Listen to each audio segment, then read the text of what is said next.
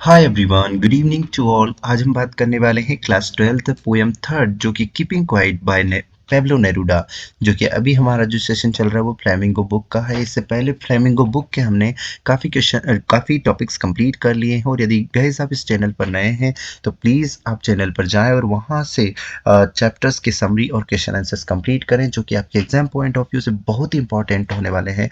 तो गाइस चलते हैं। हम बात करने वाले हैं पेब्लो नेरूडा की अर्ली लाइफ के बारे में।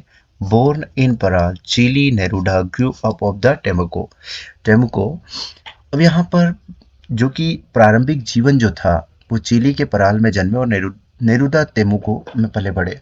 बात करें, ही एडॉप्टेड द पेन नेम। इनका जो पेन नेम था वो था पेब्लो नेरूडा। याद रखना गाइस, इन्होंने खुद ने रख लिया था to avoid conflict with his father and who disapproved of his literary ambitions.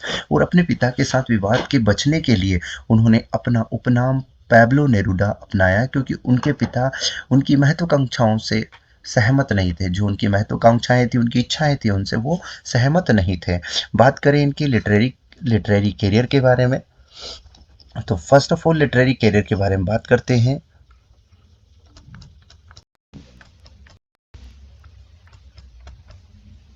चलिए, लिटरेरी करियर के बारे में बात करते हैं गाइस। तो फर्स्ट ऑफ ऑल यहाँ पर है he is first major collection of poem. ये बहुत इंपॉर्टेंट है। 20 love poem and a song of the despair, 1922।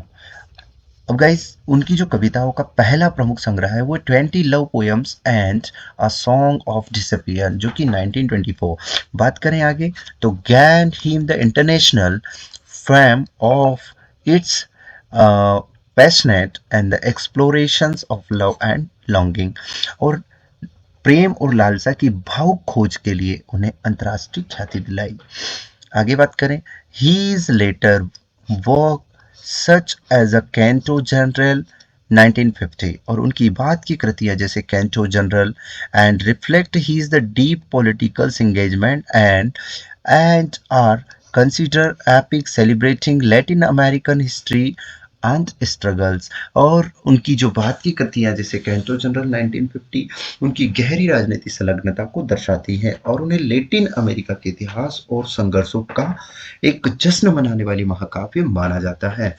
बात करें next, Neruda style evolved over his career, encompassing surrealism and historicals, epics and odes to ordinary objects.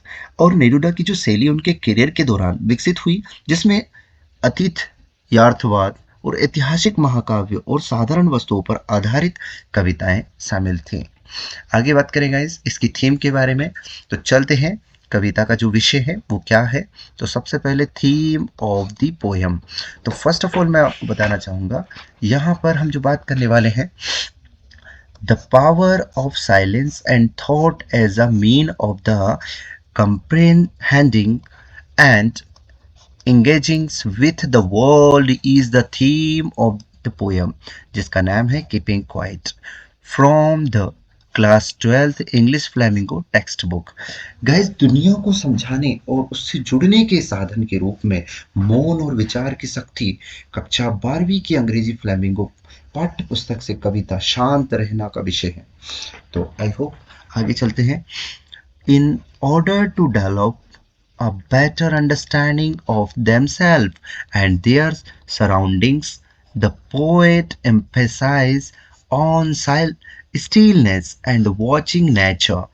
और guys, खुद और यहाँ पर जो है इन ऑर्डर टू डेवलप यानी खुद और अपने आसपास की बेहतर समझ विकसित करने के लिए कवि शांति और प्रकृति को देखने पर जोर देता है। The speaker makes the claim that one can develop a sense of oneness with one's surrounding and other people by remaining silent and observing।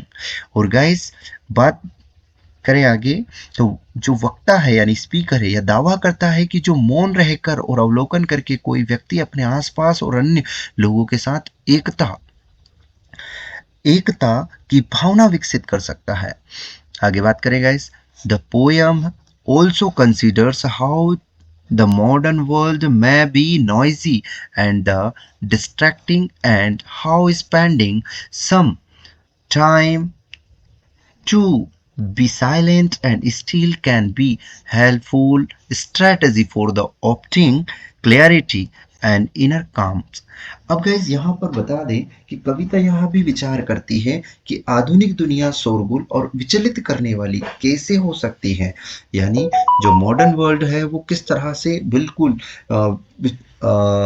जो है विचलित करने वाली कैसे हो सकती है, और कैसे कुछ समय मौन और स्थिर रहने में बिताना स्पष्ट और आंतरिक शांति प्राप्त करने के लिए एक सहायक रणनीति हो सकती है। तो ये सारी बातें शांति के ऊपर है, कीप क्वाइट पोयम से लिया गया है। आगे बात करते हैं गाइस, इसमें यहाँ पर आगे बताया है कीपिंग क्वाइट का समरी। तो सबसे पहले हम बात कर लेते हैं, keeping quiet is a piece poem written by the Chilean poet Pablo Neruda.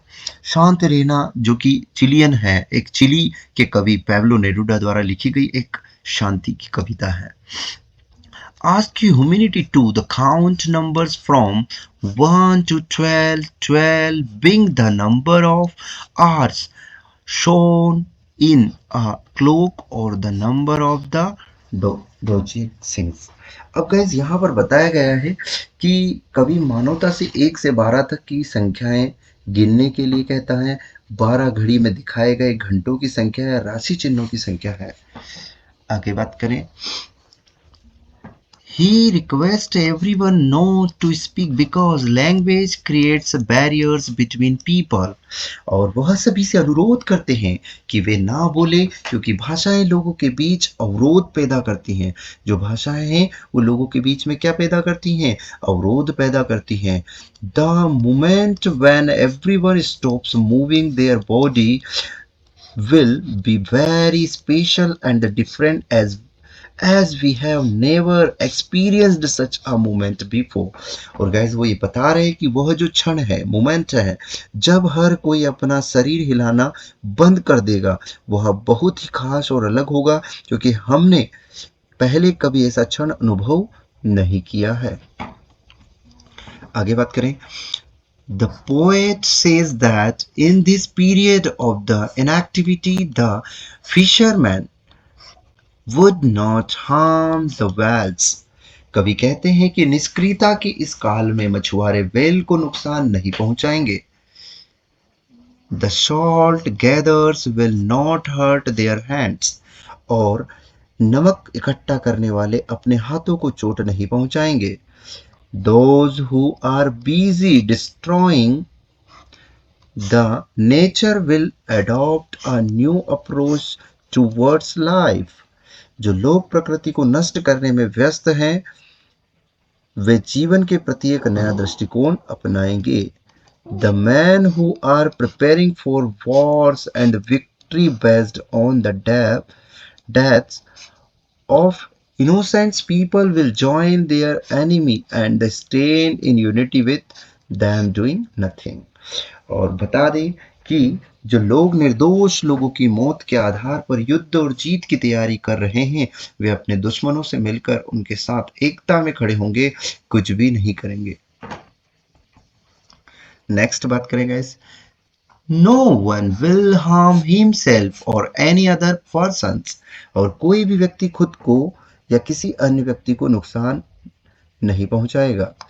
Everyone will unite and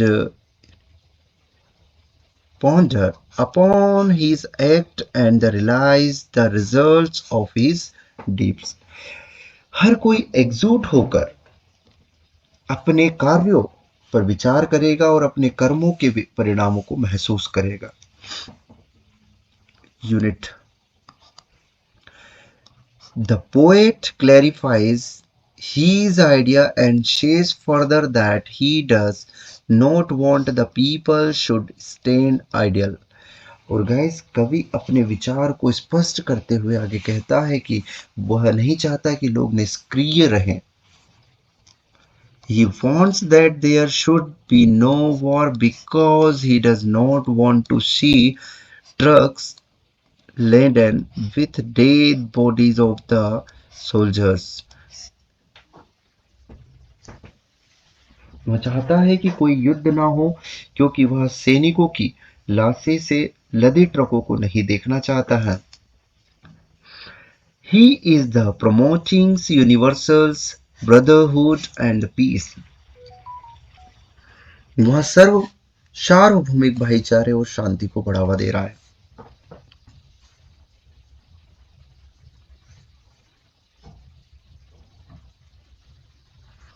आगे बात करें. The poet says that everyone is the working continuously. कोई भी व्यक्ति यहाँ पर बताया है, कवि कहते हैं कि हर कोई अपने लक्ष्य को प्राप्त करने के लिए लगातार काम कर रहा है. To achieve one's goal, people are threatened by death and the fear forces them to work and endlessly so that they can achieve everything quickly. और कवि कहते हैं कि हर कोई अपने लक्ष्य को प्राप्त करने के लिए लगातार काम कर रहा है और लोगों को मौत का डर सताता है और डर उन्हें अंतहीन काम करने के लिए मजबूर करता है ताकि वे सब कुछ जल्दी जल्दी हासिल कर सके. In this mad rush they do not realize the repercussions of their acts. इस पागलपन दौड़ में उन्हें अपने कार्यों के परिणामों का एहसास नहीं होता है. आगे बात करें. He wants us to pause and come out of the mad rush. He wants us to be happy about all the achievements and celebrate them. वह चाहता है कि हम रुके और पागलों की तरह भागदौड़ से बाहर निकलें. And he wants us to be happy, और वह चाहता है कि हम अपनी उपलब्धियों पर खुश हों और उनका जश्न मनाएं. He wants us to overcome the fear of death and the relax for a while. और वह चाहता है कि हम मृत्यु के भय पर काबू पाए और कुछ समय के लिए आराम करें. We should know the results of our deeds and celebrate our achievements.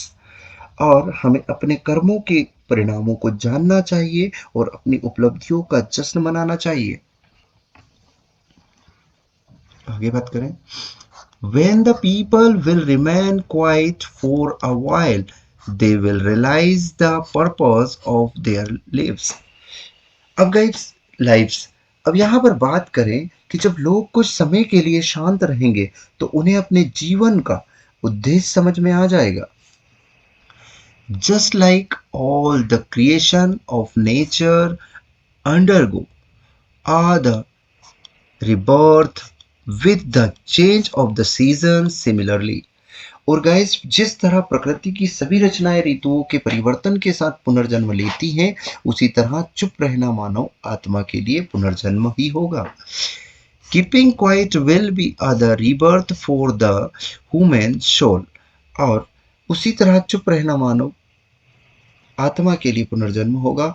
यह हमारे जीवन को एक नया अर्थ देगा. It will give a new meaning to our life. फिर से कवि कहता है, और again the poet says that he will count till 12 and ask everyone to remain quiet while he lives. और फिर जो कि कवि कहता है कि वह 12 तक गिनेगा और सभी को चुप रहने के लिए कहता है जब तक वह चला नहीं जाता. Thank you for watching. बने रहिए हमारे साथ. मिलते हैं नेक्स्ट वीडियो में. जब तक के लिए टेक केयर, खुश रहिए और अपना ध्यान रखिएगा.